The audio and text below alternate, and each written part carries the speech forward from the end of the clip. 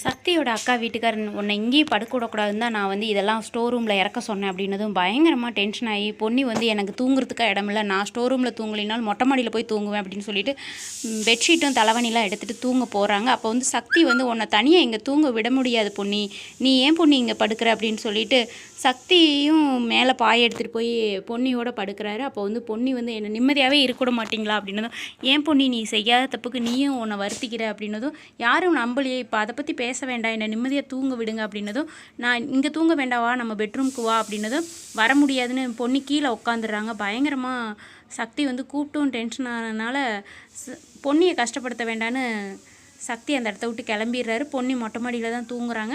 சக்தி வந்து பொன்னி வந்து அங்கே தூங்குறதுனால கீழே தரையில் படுத்து வேதனையோடு படுத்துருக்கிறாரு. எல்லாமே யோசித்து பார்க்குறாரு பொன்னி பண்ணுறதெல்லாம். இப்படி தாங்க ப்ரமோ போட்டிருக்காங்க. பிடிச்சிருந்தா ஒரு லைக் கொடுங்க.